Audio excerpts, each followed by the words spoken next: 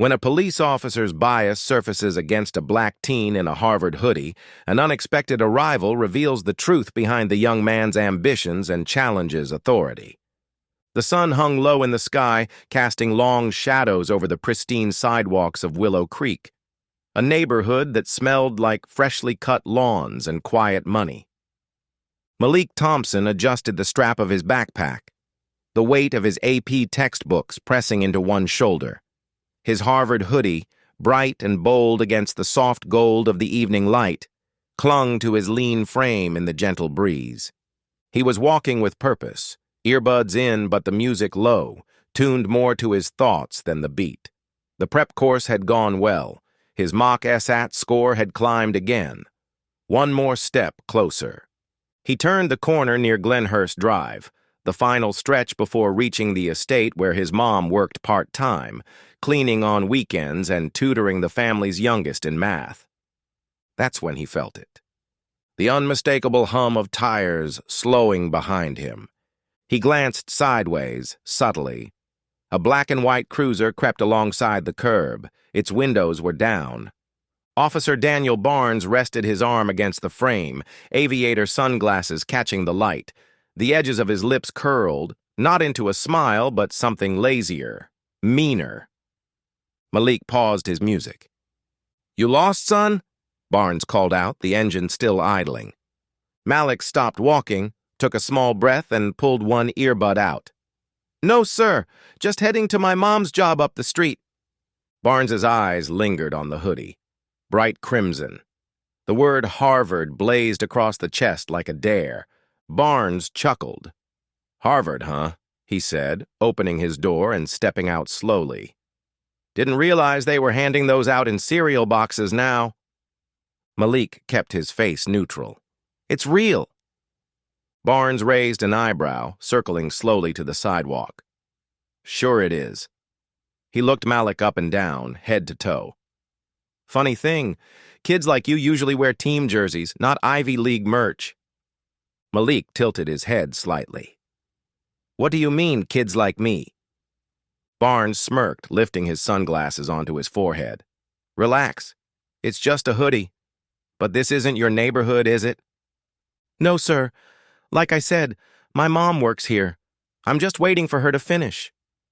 Barnes nodded, but the nod didn't mean I understand. It meant I don't believe you. He took a step closer. Malik could smell the cologne, the starch in the uniform, the suspicion. "You got ID?" Malik hesitated for half a second, enough time to decide whether this would escalate. Then he reached slowly into his pocket and handed over his school ID. Barnes glanced at it, unimpressed. "Prep school, huh?" He looked back at the hoodie, scoffing. "Right. Let me guess. Full ride?" Malik didn't flinch. "That's the plan." Barnes laughed again, a short, sharp sound. "Sure it is." And then, behind them, a car door clicked open. A figure stepped out. And everything changed. Officer Daniel Barnes adjusted his belt as he stepped onto the sidewalk, the gravel crunching beneath his boots like punctuation to his authority. He moved with the weary swagger of a man who'd been in the game too long and learned all the wrong lessons. Late 40s, buzz-cut grown in uneven patches of gray, his uniform crisp but tired. Barnes was the kind of cop who talked about good instincts, when what he really meant was his gut told him who didn't belong. And right now, that gut was fixated on a skinny black kid in a Harvard hoodie. "Harvard, huh?" he said, letting the words roll out slow and sarcastic. "Big dreams for a hoodie." Malik didn't rise to it. He stood still, his posture careful, calm without being passive, alert without being confrontational. "I'm just waiting on my mom," he said. "She works a few houses up." Barnes tilted his head like he hadn't heard, though he had. That wasn't the point. The point was control. "You got a name?" "Malik Thompson." "You got ID?" "Gave it to you already." Barnes glanced at the school ID in his hand. Elite prep school, clean-cut photo, Student number. He tapped it lightly with his thumb, unimpressed. And what's a kid like you doing in a place like this? Malik blinked once, slowly. Like I said, my mom. No, Barnes cut in. What are you really doing here? The words came too fast, too hard, like he was daring Malik to trip up, to give him something, anything that would justify the unease crawling under his skin. Malik's voice stayed level. I just finished a prep class, took the train from the city, got picked up at the station. That car, he nodded subtly toward the sedan down the block, is waiting for me. Barnes looked. His eyes flicked to the vehicle, then back to Malik, then back again. His jaw tightened. Picked up by who? A mentor, Malik said. He's faculty at... Faculty, Barnes echoed, mocking. At Harvard, right? He chuckled again, dry and dismissive. You know, it's not a crime to wear a hoodie, but it's mighty suspicious when you pair it with a made-up story. It's not made up. Barnes took a step closer. Listen, Malik, he said, emphasizing the name like it was a joke. You can either tell me the truth now, or we can go downtown and sort it out there. I'm giving you the chance to make this easy. Malik didn't flinch. His hands were still, his breathing even. I've told you the truth. Barnes's lips pressed into a thin line. He wasn't used to being defied, especially not politely, especially not like this. Something about Malik's calmness felt dangerous, like it had a spine. And for reasons Barnes couldn't name, that bothered him. He turned slightly, angling toward the sedan again. The figure inside was opening the door, and Barnes was about to learn he'd just bet his authority against the wrong kid. The evening breeze had cooled, but the air between them thickened. Malik stood still, hands relaxed at his sides, shoulders square but unthreatening. His heart beat steady. He'd been here before. Different streets. Same script. Officer Barnes took a step closer, his hand resting on his duty belt, thumb brushing near the holster.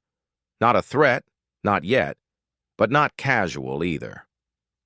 I'm gonna be real with you, Barnes said, voice low and clipped. This neighborhood's had a few break-ins lately. High-end stuff, electronics, jewelry. You understand why I'd find it strange to see someone I don't recognize walking around like they're doing a survey. Malik met his gaze evenly. I'm not surveying anything, sir. Like I said, I was at a prep class. My ride's just there. He motioned slightly with his chin toward the waiting car. My mom works at the Reynolds house. I'm just waiting to walk up with her. Barnes nodded slowly, but the nod was performative, mocking, not understanding. And what? You just happen to be strolling through a neighborhood you don't live in, at sundown wearing a hoodie and scoping out houses? Malik's brows knit slightly, confusion crossing his face for just a beat. I wasn't scoping anything out. I'm standing here, talking to you. Barnes took another step in, his tone sharpening. I've seen this before. Kids with smooth talk and backstories. You rehearse all that? Prep class, huh? Real cute. Malik's breath caught in his throat, not from fear, but frustration, tempered by experience. He kept his voice measured. Sir, I'm not here to cause trouble. I haven't broken any laws. I'm waiting for my mom. That's all. But Barnes wasn't listening. Not really. He was waiting. For hesitation, for defensiveness, for something that fit the narrative he'd already decided was true. You got any priors? He asked suddenly. Juvenile record? Malik blinked. Number, I'm 17. I'm a straight A student. I've never been in trouble. Barnes narrowed his eyes. That's supposed to impress me? He stepped back, looked toward the car, then back at Malik. Mind if I call your mentor? Or is that part of the story gonna fall apart too? Malik exhaled slowly. You can speak to him. He's the one who picked me up from the station after tutoring. I'd prefer not to cause a scene. Barnes's face twisted, not in anger, but in disbelief. The confidence, the politeness, it felt rehearsed, controlled, and to him, that made it suspicious. "You know what this feels like to me?" he said, voice dropping. "Feels like a kid trying too hard to sound innocent." Malik held his gaze. "Or maybe it just feels unfamiliar." Barnes didn't reply. He turned slightly, squinting toward the car. A shape was moving now, door slowly opening. The scene was shifting, and Barnes could feel the ground starting to slide out from under him. Barnes straightened, puffing out his chest just enough to signal that things were about to get serious. He took another step toward Malik, already rehearsing the phrasing in his head. Detained for questioning, reasonable suspicion, possible loitering. It didn't need to make sense. It just needed to sound official. Malik didn't move, didn't flinch. He simply adjusted the strap of his backpack and kept his gaze steady. The silence between them was taut, on the edge of snapping. And then, from just down the block, a calm voice cut through the tension. "Is there a problem, officer?" Barnes's head snapped toward the sound, his annoyance immediate and reflexive. Another civilian sticking their nose where it didn't belong, until he saw who was speaking. A tall man, late 50s maybe, stepped out of the sedan. Crisp navy blazer, gray slacks, brown leather shoes that looked like they'd never touched a scuffed sidewalk. His silver hair was perfectly parted, his posture upright without arrogance. He didn't walk toward them. He strode with quiet, practiced confidence, the kind that didn't come from pretending to have power, but from knowing he did. Barnes squinted. "And you are?" The man extended a hand, polite but firm. "Richard Ellsworth. I'm the Dean of Admissions at Harvard University." Malik glanced down for the briefest second, his lips pressing into a thin, unreadable line. He hadn't said a word. He didn't need to. Barnes didn't shake the hand. He just looked at it, then back at the man's face, calculating. "This your vehicle?" "It is," Ellsworth replied smoothly. "And this young man is my guest. I picked him up earlier from the station after he finished a university-sponsored tutoring program." He glanced at Malik, then back to Barnes. "He's part of a mentorship initiative. Full academic scholarship candidate." Barnes felt the warmth rising in his neck, crawling into his ears. He coughed once, half clearing his throat, half buying time. "Didn't realize Harvard was recruiting high schoolers out in the suburbs?" Ellsworth's expression didn't change. "We recruit everywhere, officer. Excellence doesn't come with a zip code." The silence that followed wasn't awkward. It was heavy, dense. Malik stood a little straighter now, not in defiance, but in presence. Barnes shifted his weight from one foot to the other, eyes darting between the two. Whatever script he had been following no longer applied. The rules had changed, and the badge on his chest didn't feel so sturdy anymore. Ellsworth stepped closer, each footfall unhurried but deliberate, as if he had all the time in the world and none of it to waste on posturing. His hands were relaxed at his sides, his voice measured, every syllable sharpened by purpose. "Officer," he began, "I can assure you Malik is exactly where he's supposed to be."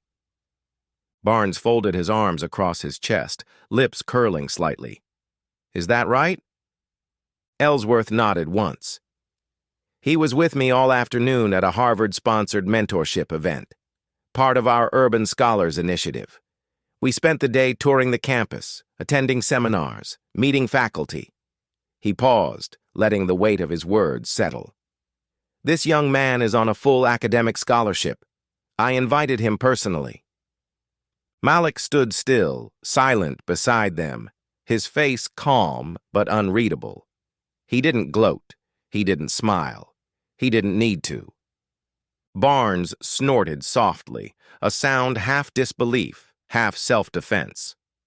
"Well, I didn't know all that. Looked like a suspicious situation." Ellsworth tilted his head, his gaze sharpening. "Suspicious because he was walking down the street wearing a college hoodie?" "No," Barnes said quickly, a little too quickly. Because he was in a neighborhood he clearly doesn't live in. It's protocol to ask questions. I see, Ellsworth replied coolly. And in your professional judgment, that warranted accusing him of casing houses? Barnes's jaw tightened. I didn't accuse anyone. I was doing my job. Ellsworth's tone remained calm, but there was an edge beneath it now. Your job, Officer Barnes, should include discerning between a threat and a student waiting for his mother. Malik has done nothing to warrant this level of scrutiny. For a brief moment, Barnes didn't have a retort. His stance faltered just slightly. The authority he wore like armor didn't feel as impenetrable under Ellsworth's gaze. He cleared his throat. Look, I don't know who you are. I told you, Ellsworth interrupted, this time with a quiet finality. I'm the Dean of Admissions, which means I meet thousands of students every year. And I can tell you without hesitation, Malik Thompson is one of the most promising I've encountered in a long time. Barnes didn't respond. He looked at Malik, then back at Ellsworth. His posture remained upright, but something behind his eyes shifted. Not understanding, not regret, uncertainty. Like a man who'd built his narrative on shaky ground and just realized the foundation was crumbling. Malik remained silent, not because he didn't have words, but because silence was louder now.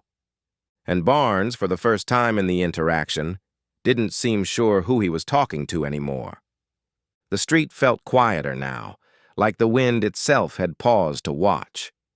Ellsworth's presence had settled in like a stone dropped into still water, ripples stretching out and touching every inch of the space around them. His calm wasn't just confidence, it was something heavier, established, respected. Barnes stood stiff, arms still crossed, but his stance had lost its edge. His eyes flicked between the man in the blazer and the teen in the hoodie, as if trying to recalibrate the story he thought he knew. And then, for the first time since the stop began, Malik spoke. I didn't do anything wrong, he said, voice steady but firmer now. I was standing on a sidewalk waiting for my mom. That's it. There was no challenge in his tone, no anger, but there was weight, truth. And now, someone else was there to see it. I told you who I was, where I was going, why I was here, and you still decided that wasn't enough. Barnes shifted, his jaw tight. You were in a place you don't belong. People get nervous. Ellsworth's gaze narrowed. No, officer. You got nervous. Barnes opened his mouth, but Ellsworth didn't stop. You saw a young black man in a nice neighborhood wearing a Harvard hoodie, and your instinct was suspicion, not curiosity, not caution, suspicion. Malik didn't look away. He wasn't shrinking beneath the weight of the moment. He was rising within it. I've worked for everything I've earned, he said quietly. But I've learned that sometimes that's not what people see first. It wasn't a rebuke. It was a revelation. A truth that didn't need to shout to hit like thunder. Barnes looked down for a moment, then back up. Look, I don't make the rules. I follow protocol. No, Ellsworth said, with the softness of someone telling a hard truth. You followed bias. And the problem with that is, today it didn't just insult a kid. It insulted your badge. Barnes's expression faltered, pride warring with something quieter. Doubt. The lines around his mouth tightened. His hands dropped from his chest. For the first time, he didn't look like the one in charge. He looked like a man caught in a mirror he wasn't ready to face. Malik stood tall beside Ellsworth, no longer just a student being defended, but a young man defending himself. He wasn't just present now. He was undeniable, and Barnes knew it. Barnes's jaw tightened, the question hanging in the air like a challenge wrapped in velvet. Would you have stopped him? Ellsworth repeated, his voice calm but cutting. If he weren't wearing that hoodie? The officer's mouth opened slightly, but no words came. Not at first. He glanced at Malik, still standing, still watching. and then back at Ellsworth, trying to assemble a response that wouldn't sound like an excuse. "It wasn't about the hoodie," he said finally, voice low. "It was about the context." Ellsworth raised an eyebrow. "Context," he echoed. "You mean a black teenager walking alone in a white neighborhood?" Barnes stiffened. "It's not like that." "Then what is it like, officer?" Ellsworth asked, stepping forward, just enough to make Barnes retreat a mental inch. "Because from where I was sitting, it looked like you made a lot of assumptions based on very little information. I saw someone I didn't recognize walking in an area with recent break-ins," Barnes said, grasping at professionalism. "It's standard to ask questions." "No," Ellsworth corrected. "It's standard to observe, to assess. But what you did was presume guilt. You didn't ask a question. You issued an accusation." Barnes tried to laugh, but the sound came out flat. "Look, I don't have time to analyze every hoodie and every story. I trust my instincts." Ellsworth tilted his head. "And where have those instincts been trained, officer?" "What do they tell you when you see a white kid in a hoodie? One walking down this same street, maybe with earbuds in, just like Malik?" Barnes didn't answer. Malik stepped forward, not aggressive, just steady. His voice cut through the space like clear glass. "Would you have asked him for ID? Searched his story for cracks? Assumed he was lying?" Barnes looked at him, really looked this time. There was no disrespect in Malik's posture, no raised voice. But the question didn't need volume, it needed only to be spoken aloud. And now it was. "You think because I'm calm, because I know how to speak without yelling, that I don't see what this is," Malik said quietly. "But I do. I've seen it before. Heard it. Felt it." Barnes said nothing, but his silence had shifted. It wasn't command anymore. It was cornered. Ellsworth stepped in beside Malik, his tone final. "You saw a student, a scholar, and you tried to shrink him down into a statistic. That's not instinct, officer. That's profiling." Barnes's shoulders sagged almost imperceptibly. Not surrender. Not yet. But the armor had cracked. And the truth, spoken plainly, calmly, and without apology, had found its mark. The street fell into silence. Not the kind that comes when things calm down, but the kind that descends after something breaks. Officer Barnes stood frozen, lips parted slightly as if the next excuse had been caught in his throat and didn't know how to make its way out. The weight of the last few minutes had settled onto his shoulders, heavier than his duty vest. He looked at Malik, not the way he had before, not as a suspect or a disruption, but as something else entirely. A presence he couldn't reduce, couldn't dismiss. Malik didn't gloat. There was no smirk, no victory pose, no need to revel in what had just shifted. He just stood there, steady, calm, the same way he'd been from the beginning. Dignified. Ellsworth looked at him, then at Barnes, then back to Malik. He gave a small nod, one of quiet affirmation. "You ready to go?" he asked. Malik turned slightly, shoulders relaxing just a touch. "Yeah," he said, but before he moved, he looked Barnes in the eye one last time, not with anger, not even with disappointment, just clarity. "Thanks for your concern, officer," Malik said. The words were polite, technically, but they carried a blade underneath, a mirror. Barnes didn't answer. His mouth opened again, as if to reclaim the authority he'd lost, but nothing came. There was nothing left to say that wouldn't sound small.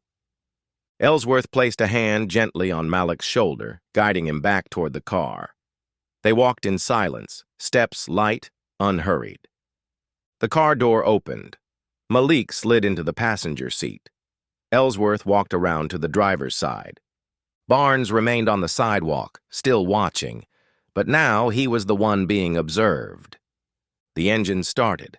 The taillights flared. As the sedan pulled away, the silence finally broke, but only inside Barnes's head. The questions, the discomfort, the realization that, in his need to assert control, he'd just exposed himself.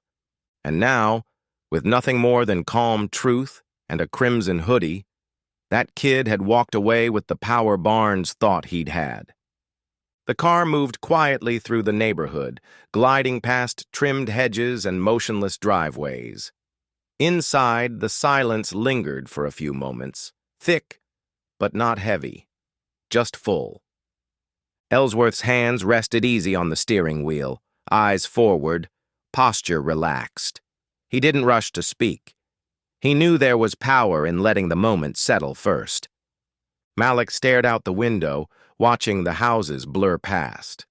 His hoodie still rested snug against his shoulders, but now it felt heavier, like it meant something more than just school spirit. He spoke first. "That wasn't the first time something like that happened," he said, voice quiet. Ellsworth nodded just once. "Didn't think it was." Malik exhaled.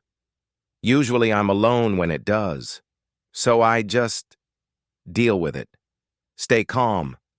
Say yes, sir, and hope it ends fast." Ellsworth glanced over, eyes thoughtful. "And today?"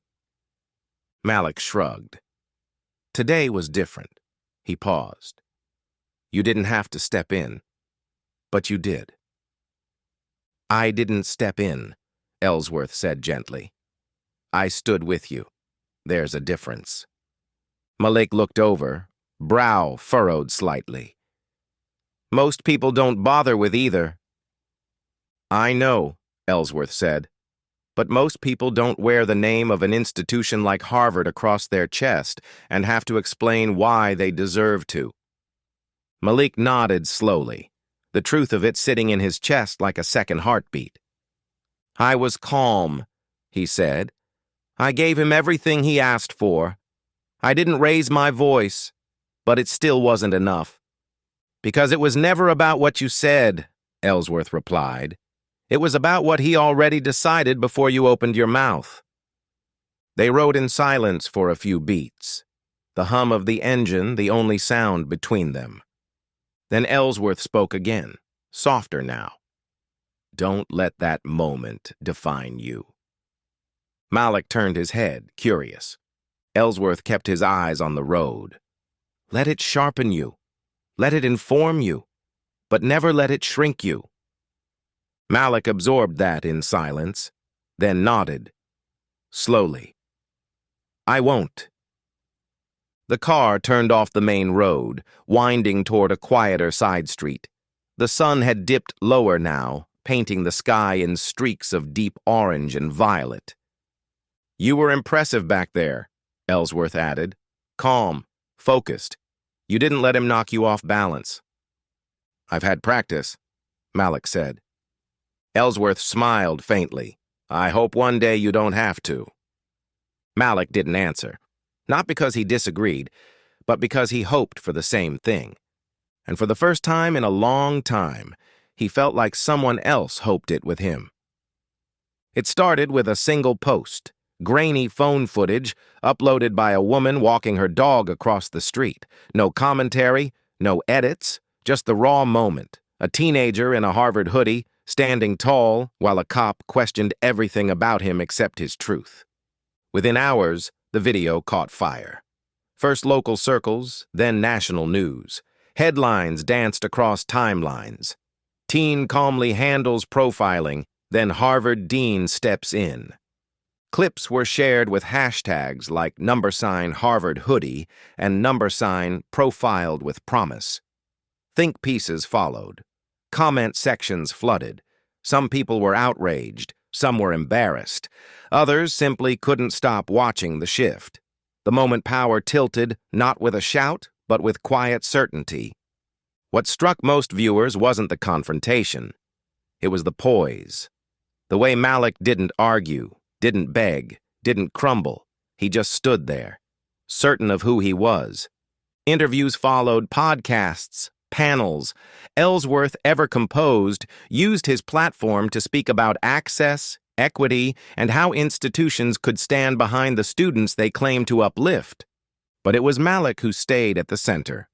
Not as a victim, not as a prodigy, but as a symbol of grace under pressure, of calm resistance, of what it means to carry the weight of other people's assumptions and refuse to let it bend you.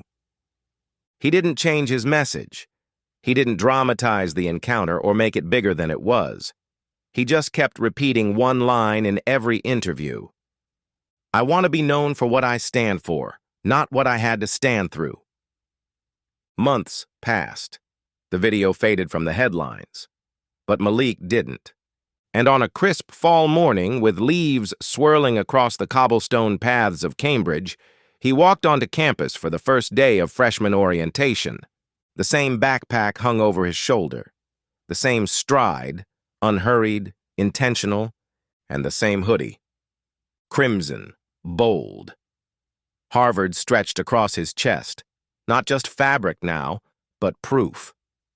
He passed under the wrought iron gates and into the courtyard, head high. Students chatted in clusters. Professors adjusted papers. The world moved around him. But Malik wasn't trying to blend in.